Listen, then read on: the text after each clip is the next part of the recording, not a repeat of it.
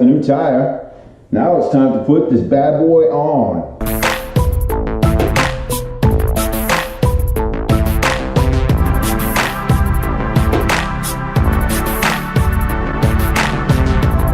Don't forget to put the rotor on the right way. There's a left side and there's a right side. Remember how when we took it off? And don't forget the marks, line it all up so it goes back on the same way you took it off. Now I'm just going to snug these down and then we'll have to come back and torque them. To snug them down, I'm going to alternate. On the tire, there is an arrow that says rotation on it. All right, so you got to make sure you put these on so they rotate in the right direction.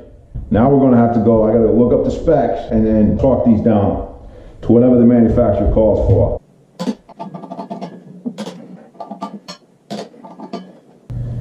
Bam, nice new rubber. Whew. Ready for some cruising. Now we're going to go ahead and try to get this wheel back on. Like I said before, the tire turns in one direction. Now there is a thing that says rotation, and then you have your arrow that shows rotation. This arrow is pointing towards this way, towards the front. So that's how this is going to go. So we've got the shaft with the bushing. I'm going to slide it in. I'm going to use my jack to help me hold this tire. The shaft goes back out. All right, just line it up with the end of the spacer. I'm going to put the tire on top of the jacks so I don't have to hold the tire and try to line everything up. I want to get those calipers back on the rotors because it's easier to do it now before I get this all the way up, because it's going to less chance of hitting the fender and making a scratch in the fender. You know what I'm saying? Just put in one bolt to hold the brake caliper loose. And do the same thing the other side. So now I'm going to jack this up. What we're going to do is we're going to line that shaft up with this hole. And we're going to slide it through. All right, now that we got this all pretty much in there, right? The shaft's in. We're going to put the cap back on. So you want to make sure you put it on correctly so it matches the fork. Now you put the nuts on. Flat washer, lock washer, nut.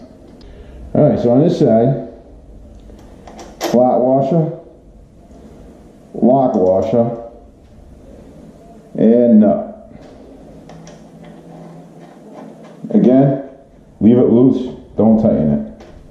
Now I gotta go look up the specs and the adjustments on this, because there is an actual right way and wrong way to actually tighten all this up. For now, the calipers are just sitting in place with one bolt. So later on, I don't have to mess with trying to get it in here, because there's not a whole lot of room to play with these calipers. Chances are you're going to end up nicking this. Your best bet is to do it while you're getting the wheel up. I'm using a pry bar just to hold this axle.